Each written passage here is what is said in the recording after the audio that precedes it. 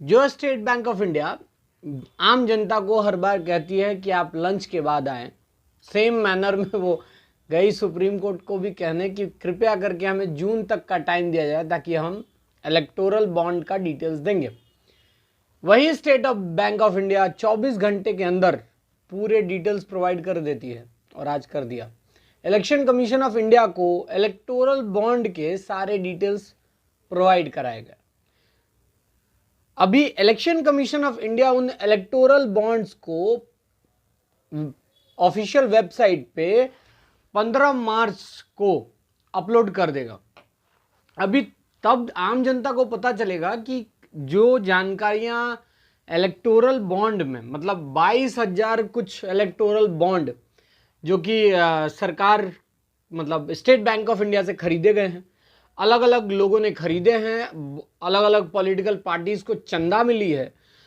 तो आशंका जो पहले से ही बनी है, 2019 से ये चल रहा था, जिसको फाइनली सुप्रीम कोर्ट ने कहा कि एक अनकॉन्स्टिट्यूशनल है। वैसे अनकॉन्स्टिट्यूशनल बहुत कुछ है, जैसे state bank of India electoral bonds का डिटेल्स नहीं दे रहा था, वैसे ही आपको और भी याद होगा प्राइम मिनिस्टर केयर्स फंड भी अभी तक प्राइवेट फंड है।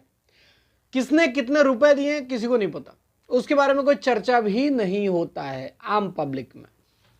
तो इलेक्टोरल बॉन्ड जो 2019 से चल रहा था, कांग्रेस या फिर कितने भी दलों ने, सारे दलों ने कुछ ना कुछ फंडिंग लिए हैं और हर पॉलिटिकल पार्टी को चलाने के लिए पैसा चाहिए। और पैसा कौन देगा? बिजनेसमैन देगा। बिजनेसमैन अगर पैसा देगा पॉलिटिकल पार्टी को, तो बिजनेसमैन को क्या मिलेगा? बिजनेसमैन को बड़े टेंडर्स मिलेंगे। आम जनता अब जान पाएगी इलेक्शन कमीशन ऑफ इंडिया के वेबसाइट पे कि कितने इलेक्टोरल बॉन्ड किसने कब खरीदे और कितने रुपए डोनेशन के नाम पे मिले। आप देखें कि ये तरकीब कितनी, मतलब ये जो प्रोसेस था ये अपने आप में काफी इंटरेस्टिंग है। सुप्रीम कोर्ट कहता है कि नल एंड वॉइड कहता है कि अनकॉन्स्टिट्यूशनल है इलेक्टोरल बॉन्ड, और डेडलाइन देता है स्टेट बैंक ऑफ इंडिया को कि आप एक एफिडेविट फाइल कीजिए, मतलब पूरा ब्यौरा दीजिए कि किसने कब इलेक्टोरल बॉन्ड खरीदे। लगभग 29 branch state bank of India के वहां से खरीदे जाते थे और ये एक सर्टिफिकेट इशू करता था जो कि सिर्फ स्टेट बैंक ऑफ इंडिया और खरीदने वाला जान पाता था। और वो पैसा जो वो इलेक्टोरल बॉन्ड जब खरीदता था और जो पैसे देता था, वो पैसे किसी पॉलिटिकल पार्टीज को मिलते थे, जिसकी जानकारी अब जनता में आने वाली है। देखी जाए कितनी इफेक्टिव जानकारियां स्टेट बैंक ऑफ इंडिया ने दिया है या कि कोई चालबाजी फिर चल दी गई है। सबसे इंटरेस्टिंग बात यह है कि स्टेट बैंक ऑफ इंडिया जानकारी नहीं देना चाहता था, लेकिन बाध्य होकर देना पड़ा। इसी बीच सुप्रीम कोर्ट ऑफ इंडिया के बार प्रेसिडेंट जो है, उन्होंने हमारी प्रेसिडेंट श्रीमती द्रौपदी मुर्मू को चिट्ठी लिख के कहा कि आप कृपया करके, मतलब इसका इन्फोर्समेंट, ये जो ऑर्डर पास हुआ है इसका इन्फोर्समेंट अभी न करें। आप देखें कि मतलब ऐसा क्यों, मतलब क्यों तमतमाया है। एक सुप्रीम कोर्ट बार एसोसिएशन का एक इलेक्टोरल बॉन्ड से क्या ही लेना देना है। बाद में इसको क्लैरिफाई भी किया।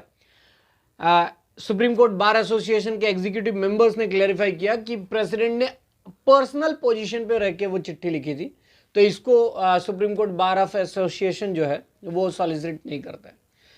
तो अभी देखना बहुत मजेदार होगा कि क्या इलेक्शन कमीशन ऑफ इंडिया के वेबसाइट पे जनता को जानकारी मिलेगी।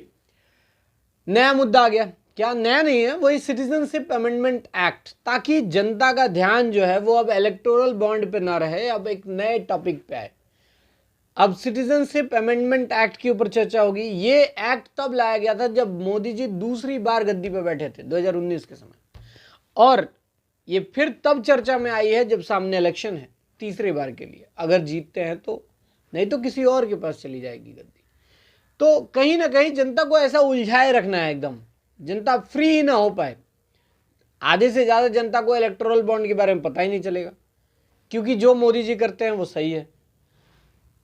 अभी रिपोर्टर्स भी उसको मतलब शुरू कर चुके हैं प्रचार करना कि हर पॉलिटिकल पार्टी को चंदा चाहिए। तो भैया इतने दिन तक प्राइवेट करके क्यों रखा, और प्राइम मिनिस्टर केयर्स फंड में कितने पैसे गए, उसके क्या हुए, कोई नहीं बता सकता। शायद किसी दिन फिर सुप्रीम कोर्ट की नींद खुले और फिर बताए कि ये हाल है। धन्यवाद।